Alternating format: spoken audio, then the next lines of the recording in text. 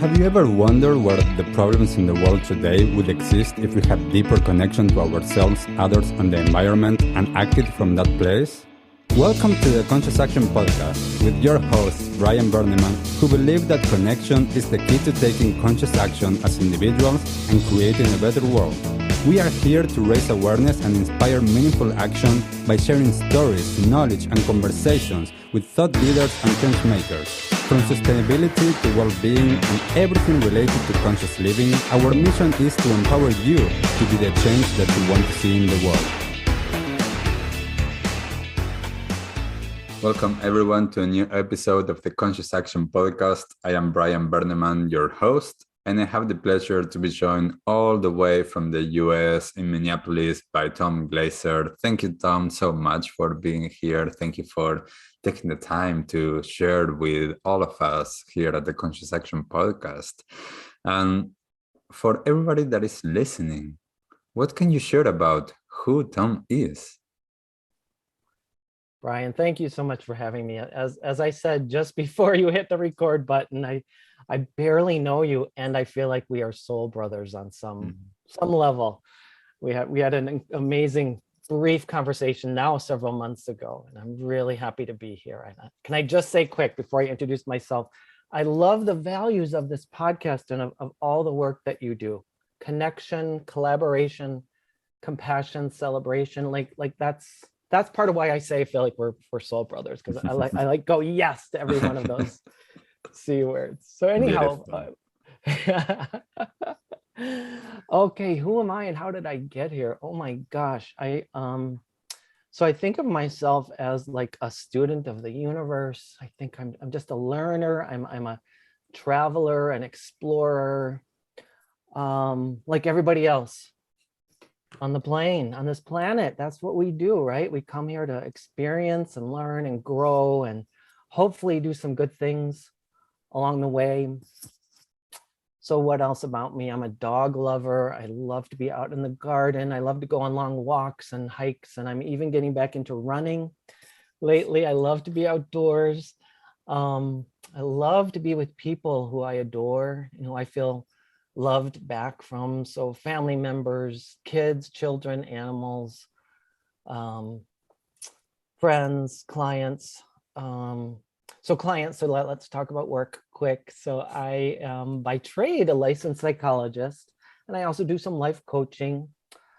And I would say I came into that work for several quick reasons that I'll talk about. So just from as long back as I can remember, Brian, people told me that I'm a good listener.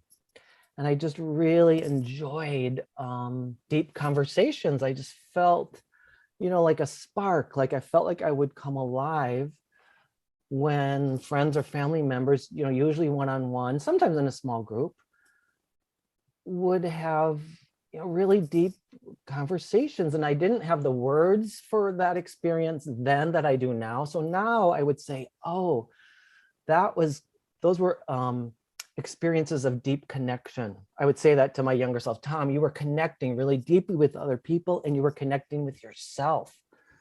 So, plus I had a phenomenal high school psychology teacher, Mr. Ryan, who died just a couple of years ago. And he just lit this spark of fire in me, the fascination for human behavior. To me, it's infinite, Brian. Everybody has a story. There's reasons we do what we do, even when it's really unskillful and it causes sometimes tremendous harm.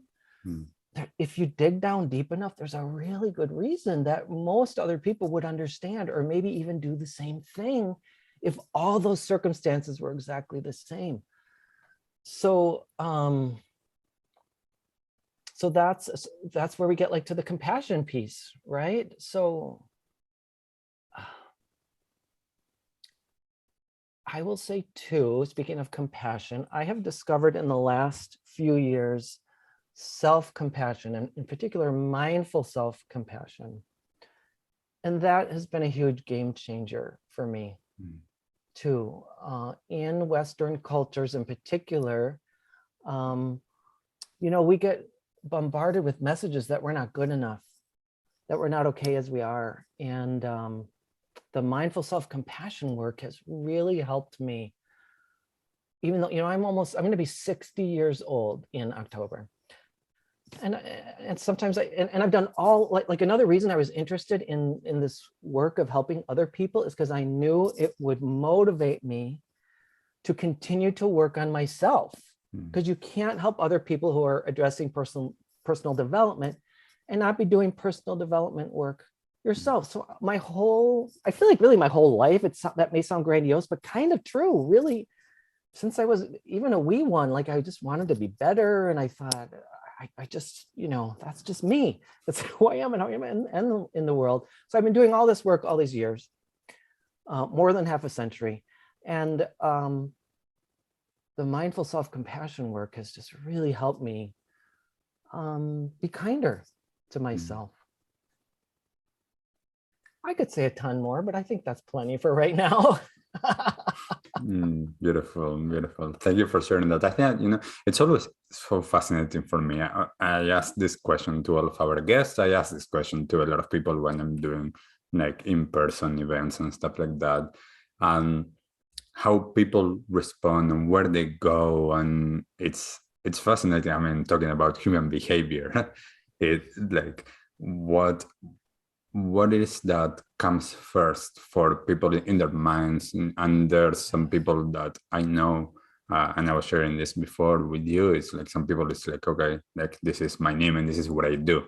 And that's more of how they see themselves. And there's others that is like, well, I'm in a continuous path of discovery and openness, and all of it is welcome, but it's fascinating at the same time how we respond. And I think that it's very interesting as you shared that from being a child. I remember as a child, and I think that for me as well, this is one of the things that has helped me in what I do in the terms of listening, is that I was super shy as a kid.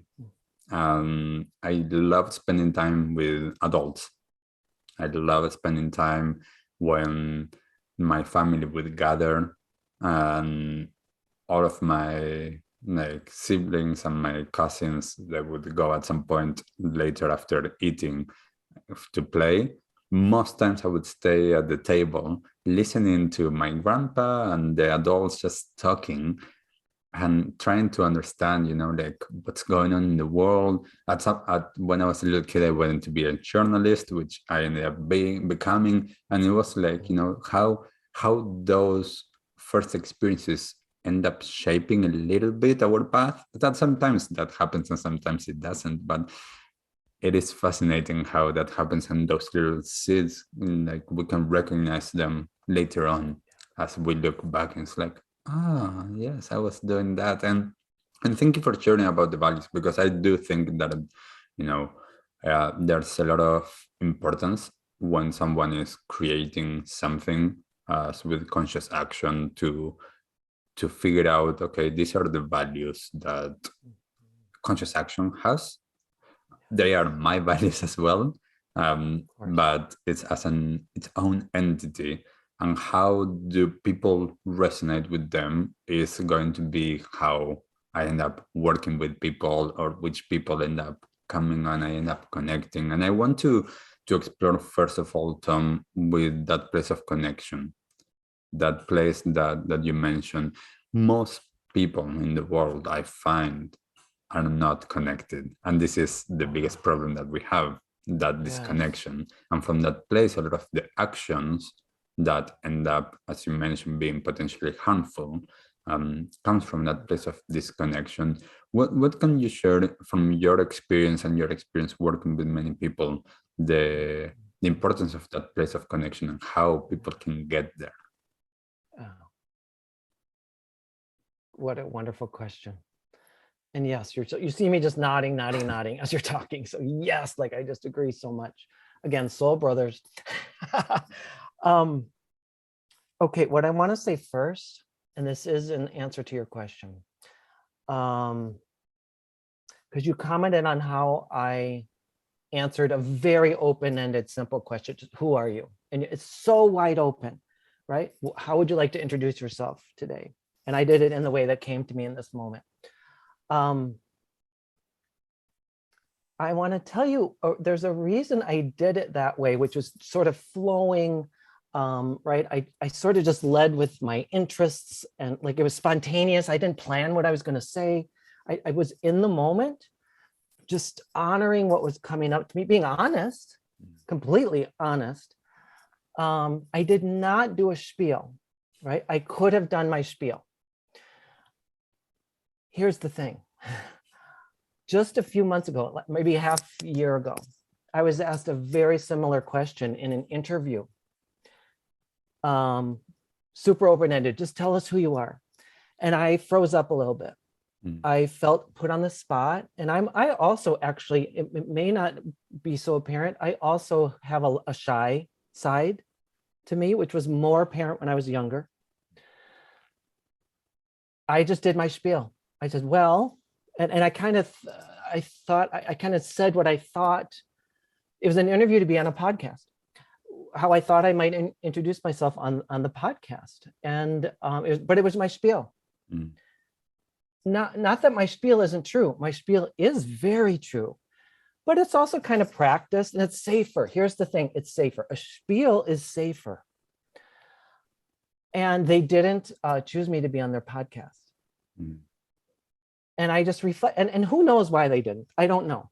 I thought we had a lovely conversation, and they basically had told me they were going to book me, and then they didn't. And I just kept going back to that moment. And I said, I think I could have been freer. I think I got anxious and I wasn't prepared for that. I didn't think that that's what they were going to start. And so I just did my spiel. So ever since then, I have been more mindful about how I respond when there is an open-ended question like that, and trusting myself more. So just in that experience, just in that response, it is answering your question, right? So what can people do? And I'll come back to the importance, which you also asked me about, but what can people do about it, which maybe is premature, but anyhow, that's where I am right now. So you saw what I did. I reflected, I noticed, oh, that didn't go as well. The feedback that I got wasn't what I wanted. Is there something I could do I got curious. I didn't get shameful. I didn't get down on maybe a little bit down on myself, a little, yeah, blaming a little bit. But I'm more, like I was saying with the self-compassion stuff, I'm easier on myself in my older age. And I just supported myself to be freer, to be more spontaneous. I made a conscious decision to do that. And I found a way to make it work. So all those things are little tricks that people can do. So waking up, noticing a pattern, noticing the results, reflecting on why that might be. I was anxious, I wasn't prepared, and deciding I'm going to do something different. Why is it important? Oh my gosh, Brian. One thing I didn't mention, and when I introduced myself, is that I'm also an author, and I wrote this book called Full Heart Living, Conversations with the Happiest People I Know. Well, connection is what I learned. Happier people connect. It's the number one thing they do. They connect. Happier people connect really deeply, first with other people. They also connect really deeply with themselves. They know who they are. They honor themselves. They're mindful. They're in the present moment. They're not so distracted. They make the most of their relationships. They're also connected to their passions, and they do things they love, and they give back, and they do good deeds in the world, and they donate money, and they volunteer. So they get fed, and other people benefit as well. So why is connection important? Because if we connect, we become more in alignment with ourselves, become, more true to our values. And we do more good deeds. We put more good stuff out there, and more good stuff comes back to us. So it all comes back to connection. It's like essential. I feel like it can't be overstated, and I'm struggling with what more to say, but I'll just stop. Yeah, I thought, in a nutshell, I think that, and I always go back to connection, everything, like anytime that I talk about anything, underlying all of that is that connection. And sometimes for some people, the word connection, we can interchange it with presence or with awareness or with being conscious. The idea for me with that is the understanding that, as you mentioned just now, if I am connected with myself, with my values, with my own truth, then I'm aligned. When I'm aligned, I can show up with others, for others. Yes. Honoring myself, honoring others, honoring the spaces, honoring the land, honoring nature. And I know this from my experience and from a lot of the people that I have worked through the years. The more deeply connected we are, the more beautiful life is, because there's not much that is going to get in the way of what is. Yes, there is, and we can talk about this a little bit. Yes, there is a lot of the conditioning that we have from the past, and as you mentioned, a little bit of that shame or that guilt or that negative self-talk from some people. But when we're able to stay in the present moment, connected, we start to see things as they are now, and as well we get into that place, as you mentioned, of being kind to ourselves and being compassionate with ourselves, because at the end of the day, all that we can do is reflect. And why would I judge myself instead of just learning and just noticing, like, I behaved in that way. That wasn't what I wanted, or that wasn't conducive to having a healthy relationship or whatever it is, and learning from that instead of having this battle inside of my head and judging and being like negative towards myself instead of being compassionate. And I think that is huge in a society, as you're saying, that hasn't been the way that we've been conditioned. We've been fed so much stuff that, as you said, we're not enough. And that is so ingrained with a lot of people that any small little thing that someone does, then it's like, I am the failure. I am not enough. I'm not, whatever, add your label there. And that is so challenging. Yes. Okay, can I say 3 things if I can remember them? Relationship is everything. It doesn't really matter what we're trying to get done in the world. If there isn't the relationship, then it's harder, much harder to accomplish what we want to accomplish. Number 2 is escaping me. Number 3, no, it's not escaping me.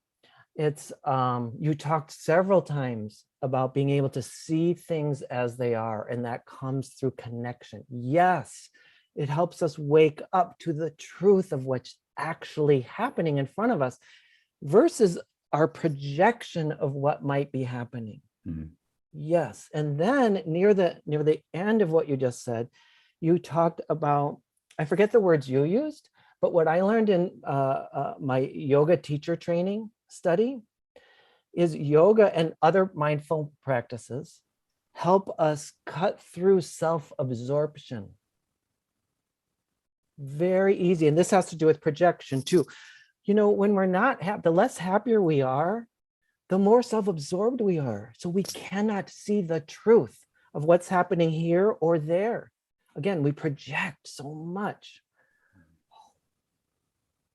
And may I ask too, how did you get to be so wise? I don't know how old you are, but you're much younger than I am. At the moment, I am in this earth, in this lifetime, I'm 35. That's how I got to be wise. No, I don't think I'm wise. I think I'm still learning. I have had a very uncommon upbringing, and then in my exploration in my late teenage years and my early 20s and all through my 20s, really, it was a recognition that there was something deeper, and there was something that I saw, especially with Tibetan Buddhism, there was something that I recognized there. I recognized something with working with energies. And through that, I was like, okay, like I need to explore all of this. And that brought me to be much closer to the present moment and to what like I see that it's not that common. and how to be Yes. able to be instead of like this is something that I usually say with a lot of people when I'm doing workshops. It's like we need to stop like doing. We are human beings. We're not human doings. Correct. We need to be, and Yes. that comes back to that place of Yes. connection. And I think that Yes. the more that I was able to get out of my own head in a sense, and not just Right. escape it or not just Yeah. negate it, Oh yeah. Not accept talking it, about distraction. yes, No, no, no, no. but being present in the body, as you were saying, like Yes. that full heart living, like being able to Yes. connect with the heart, aligning head and heart. This I find a lot because it's in the space of spirituality, mindfulness, meditation, yoga. I see with a lot of people that are just starting in that path that they think that there's something that the head like it's like then we need to push away the thoughts. We need to like there's something Yes. as the head is the bad guy and we need to come Yes. back to the heart. That's where we need to be. And it's like, well, yes, to come into the heart, Yeah. yes, to Yeah. returning there. Yes. If we Yes. haven't been connected there to our feelings and to our experience from this place yet, Correct. my head is amazing. My brain and my thoughts and my connection with ideas and all of that. What an Yes. amazing like Right. faculty that I have and a sense of Yes. A that. So resource. yes, Yes. and being able to integrate instead of trying Correct. to just come Correct. back here. And I think Totally. that the more Totally. that I've done this through the years, the easier a lot of things have been to navigate through. There's Yes. still a lot of challenges. There's still a lot of Yes. learnings, of course. That's And one life. of the things that Yes. I think that is important, and I want to ask you about this is, I have a much deeper sense of Hmm. alignment and what does my success in life look like of being able to be present, connected, happy in the moment versus what society tells me that is what I need to look. And I think that is a place that a lot of people that I see, a lot of my clients, they are torn in between their own truth and their what Oh, they've been told is success and what they've been told is that happiness and looking for it completely outside of them. So just wanted to bring these topics there and throw it to you to get any insights from you. so true. So true. Okay, I had a flash. This goes way back. I was so young myself. And by the way, I asked you how you got to be so wise at such a young age. It's not about chronological age. You're absolutely right. Absolutely right. So I was very young. I was probably not even 20 years old myself, and I was an orientation leader helping new incoming new students to college. And I'll never forget. Um, we were in just this small group near the end of our 3 days together, and one of the women talked about something really similar, and I don't remember all the details, but it was sort of what you're saying. Like her family wanted her to be, I'm going to say, a lawyer, wanted her to study law, and she was like, she couldn't. She was like, it was crushing to her. She felt suffocated. Just the thought of 4 or 6 or 8 years of studying law was like, it was going to kill her. I mean, it was like that bad. And the group was like, don't do it. Don't do it. Don't. And it was so cool to see people come together and supporting. Yes, go for, follow what you know is true. I wish I could tell you the end of that story. That's all I know. I didn't really see her again, but I suspect that she did not study law. And that the world is a better place because of it. I am doing lately, I've been studying what's called automatic writing, which is sort of channeled writing. And very similar thoughts to what you're proposing has been coming to me in the middle of this automatic writing. Things like follow your gut, follow your heart, do what you know is right to do. All shall be well.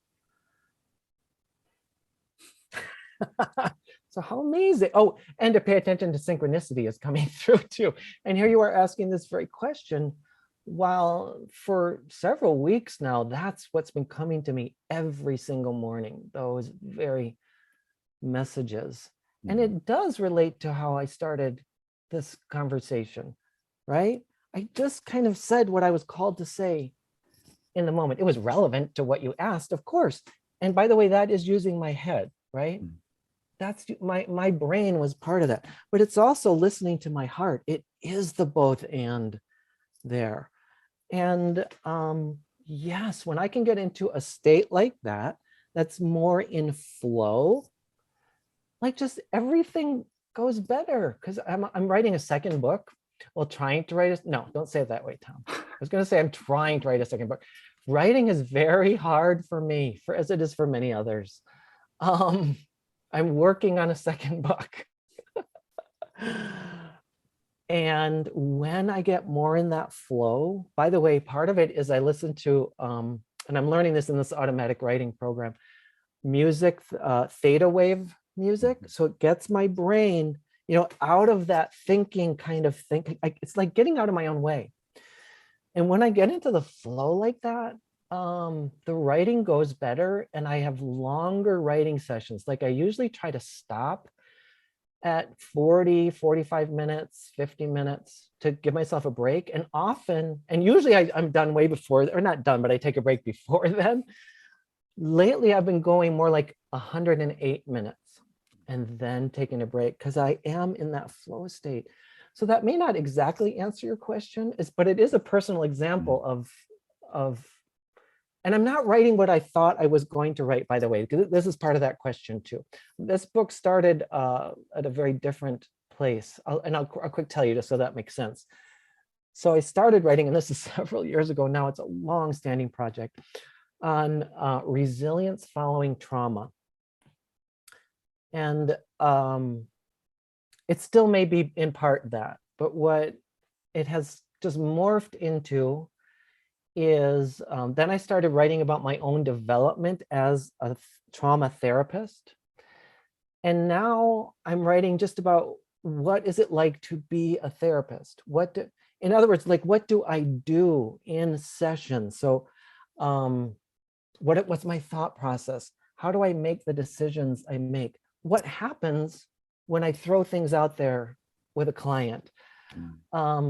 Again, Brian, what I've realized about myself as a therapist is the more I'm in that state that you're talking about, the better I am. So it's not that I lose my head at all. All my experience, all my knowledge, all my training, my education, it's all here. I use this. I think really carefully, but it's more that I'm in the moment. And when I'm there, like, stuff just comes to me. And this has happened since the very early days of my training. The stuff would come out of my mouth before I knew what I was saying. And I would be like, where did that come from? Who said that? I didn't plan to say that. And like 99.9% when that's how it is. And it isn't always, it isn't. But most of the time, that kind of inspired stuff that basically is beyond me. It isn't really me. Here's the thing. I mean, I'm there. I'm an important piece. I'm not discounting myself either, but it also isn't really me. It's like, it's what happens when two people come together with open hearts, with pure intention, wanting to heal.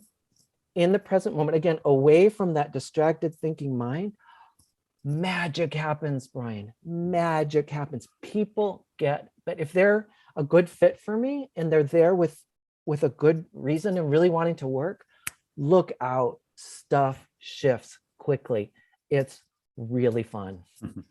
Yes, and I totally get what you're saying, because that's the way that I work. Like I say usually, like with a lot of my clients, I'm not doing anything. I'm just I'm just there, allowing the field of possibilities, Yes. or the field itself, to guide guide us and to bring forth what needs to come. And I think that is the important thing of being in alignment and being, like, I think that there's something to say about certain words that we use. And I love some of the words that you use. You use the word flow, inspired, synchronicities. Those words, they carry different meaning for different people. For me, being in that flow is being connected, is being aligned. And when I'm aligned, which I aim as much as possible to be in that space, then things just flow with ease. I'm allowing life to unfold, instead of trying to manipulate it, or trying to whatever it is that I might be like, oh no, I need to say this because this is, as you were saying, like, I need to say my spiel because this is the way, or I need to show up like this, instead of just trusting and being there. And one of the things that one time one of my teachers told me, I must have been like 19, 20, something like that, and something happened, and I went to my teacher and I told her about this synchronicity, and she was like, great, now can you see everything else that happened in your life as synchronicity? It's easier to notice the synchronicity when there's something so obvious. How can you actually see life as everything is synchronicity? Everything is happening in that way, even though I might not be able to notice that that's the case. But I think that, for a lot of people that are listening, I would love to for them, like, if you're listening to this, explore what does this word mean to you? How do they show up in your life? Because I think that this is so beautiful. And Tom, you mentioned at the very end that you work with trauma and that resilience after trauma. I would love to explore a little bit that, because that, like, I work a lot within that space, just because people come to me with that. Of course. Well, it's It's part of the human condition, first of yes. all, right? And that's what um, causes us to stumble. Yeah, but don't let me interrupt. Please No, go no, ahead. go ahead, go ahead. I was going No. to ask you a little bit more on that. Like, what do you Yes. mean for people listening when you're saying resilience after trauma? How does that Yeah. look like? What is that space look like, in a sense? Yes. So trauma, to me, is the best definition that I have come upon so far is when we come against a situation that is so overwhelming emotionally that we're overwhelmed, that we can't, that we feel unbearably alone. It surpasses our capacity to process fully. And I think most of us have experienced, if not all of us, something like that. If not totally to that degree, I would say most of us, if not all of us, are at least no wounding. Most of us have been wounded somewhere, usually in our early childhood. Mm-hmm. And as I said, these places cause us to stumble. They echo in our lives. because they weren't fully processed or digested or incorporated, because we were so alone, because we were so young. The only way we can make sense of those things almost always as children, because of our brains aren't fully developed. And you mentioned this, we blame ourselves. You mentioned this earlier. And then we develop this pattern of thinking about ourselves and or about the world. Usually it's about ourselves. That serves us well to get through the time or the moment, but it doesn't serve us very well later. It limits us later. Actually, from again, what you were saying earlier, it prevents us from seeing things accurately. It causes us to be more self-absorbed, to use my word from earlier.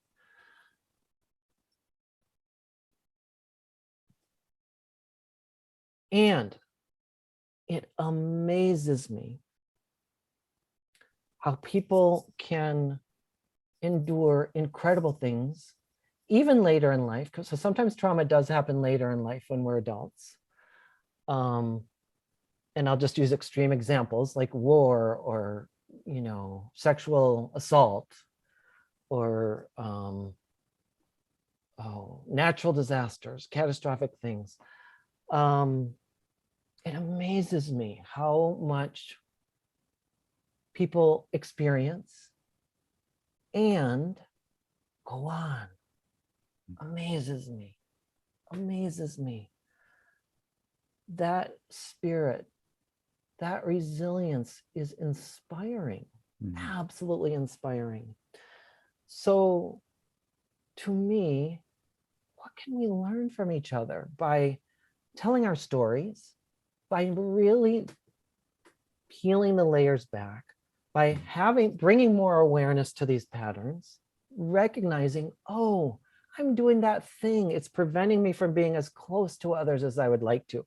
It's causing me to be mean to people when I really don't want to. And that causes all kinds of ripple effects, right? That causes people to distance from me. So can I wake up to my patterns? Can I go, oh my gosh, I'm doing that. Here's why. Again, so the self-compassion comes in.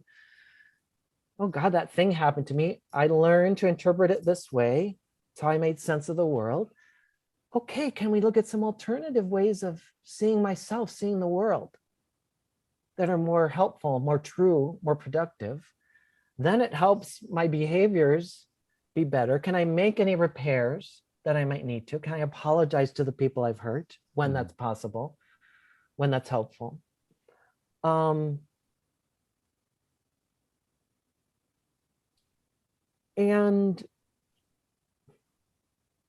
on top of that, so all that is kind of, may sound esoteric and big and deep, and it is, and super important.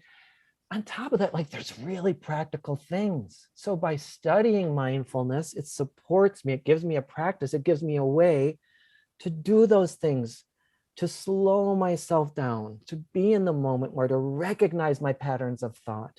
When I recognize them and really listen and know what I'm saying to myself, I can go, wait a minute, that doesn't ring true. Is there an option? Can I refute the irrational part of that self-talk? Can I say, instead of, I don't know what, I'm stupid, I'm incapable, it's all my fault, can I say, wow, I had a really hard childhood. I did really pretty good considering. I made a ton of mistakes that I'm, regretful of. But even that I did out of my own pain, my own woundedness. Can I forgive myself? Can I do better now? What can I do now to repair? What can I do now to make the world a better place? That's just a part of it. There's so much more to resilience, but I feel like that's enough to say right now. Yeah. Thank you for that, because I love that what you said about the definition of trauma, because for me a lot of times I came to trauma in a sense from the Tibetan Buddhist teachings in the what the energy blockages are, and trying to release them by actually feeling them. So this is feeling all of the unprocessed experience. Yes. In the And body. yes, Really. in the body. Yes. And So important. being able to see how this came before I even learned anything about trauma. This came in the form of all of the full potential that I have as a human being is not possible because I have all of these blockages.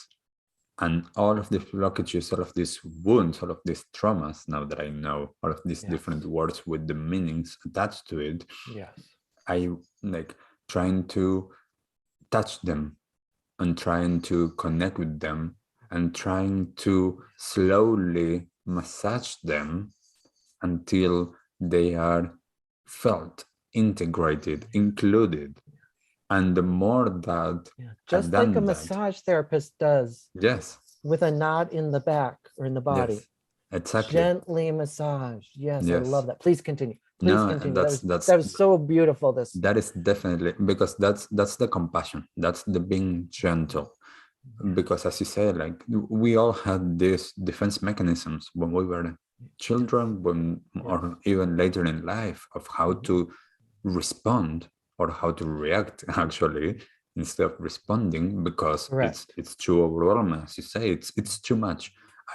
If I don't know, if I don't have the tools or I don't have the capacity in the moment to experience that experience, then that's going to come to be a blockage or trauma that then I can, at some point when I'm ready, I can look at it and I can gently, with compassion, hold it in my heart, and being able to see that I want to experience it now that I have more tools to do that and more capacity and space to do that, as well as seeing that there's so many patterns of behavior that were created based on that. And if that is no longer true, that doesn't serve me any longer, then these patterns no longer serve me. So therefore, I can change as well my behavior. And this is where, for me, it's so important to do this work. And how would the world look like if we all did this work of self-compassion and to explore more of ourselves and how these patterns were created, so that we can see, does this serve me or does this no longer serve me? Do I want to behave differently? And saying like, okay, there's still things that I need to process and I need to dig into to actually change this, because this is a way that worked for me to protect me. And a lot of the work that I do as well, it's not only just with that, it's with the ancestors and like families that also come through. And wonderful, Brian. Yes. So then the intergenerational and collective trauma. Oh, yes. Fantastic. I didn't know that was part of your work. That's wonderful. Please continue. No, yeah, I was just going to share. I actually did, like when I started working with family and systemic constellations many years ago, one of the things that I had to do and recognize was that I was excluding like energetically my dad's dad because of things that happened. Yet what I was also excluding, that my teacher told me in that moment after we include him, was resilience. He escaped from the Second World War. So much resilience to be able to escape, to be able to go to Argentina and to basically like make a life there, and like have my dad, and then I show up, and it's like, well, there's so much resilience in there that I was also excluding, even though I can go on, but I was excluding that quality as well. So being able to include all of these different parts and see them from the heart, seeing them with compassion, makes life so different.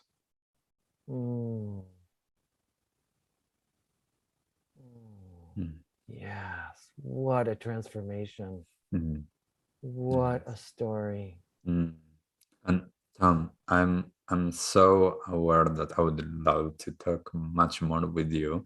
And we're at time, aren't we? We're almost on time. Yeah. What's one last thing that you would love to share with everyone listening? You know, it just came to me in the past few moments as you were talking, is to encourage people to pursue a study of mindful self-compassion. There is a center for mindful self-compassion in the United States, although its reach is worldwide. And they do great work. I took an intensive course from them a few years ago, as I mentioned earlier, and it was really ground changing for me. It was a game changer. That's the word I'm looking for. Beautiful, beautiful. And lastly, Tom, for everyone listening that perhaps they have resonated with you and your message, and they are interested in knowing more about what you do, where can they find you? Yeah, fullheartliving.com, HEART, fullheartliving.com. There's videos that led to my writing my first book. There's all kinds of resources. There's a link to buy the book, a link to buy my, I created a game that came out of the public speaking gigs that I've done based on my book that helps people connect. It teaches active listening skills and being in alignment and reflecting values. So Full Heart Living Conversation Sparks, that's called. So all that is available at fullheartliving.com. Yeah. Oh, and a free workbook is on there too. So for everybody listening, if you resonated with Tom and with his message and want to explore more, go and check it out. We'll have that link on the show notes as well, so it's easy to find it. And if there was anything that resonated with you as well, we would love to know. As I mentioned earlier, what do some of these words that we've been using mean to you? What has been your experience? Just leave us a comment, whatever it is that you're listening to this episode, or if you're watching it as well, as we would love to keep on exploring that connection. And thanks so much, Tom, for being here. Thank you for showing up, for being present, for listening, and for sharing and the work that you're doing. Thank you for being my soul brother, heart to heart. Beautiful, beautiful. Thank you, Tom, and thank you everyone for listening, and we'll see you all in the next episode. Bye. What did you like the most about this episode? Take a moment to think about what change you can make in your life today. Share your conscious action on social media using #ConsciousAction and tagging @ConsciousActionNZ so we can celebrate your impact on the world and create a ripple effect. One easy action we would love for you to take right now is to share, like, and subscribe to this podcast. This will help us get these messages out into the world and inspire more people to take conscious action in their own lives, contributing to the better world we hope for.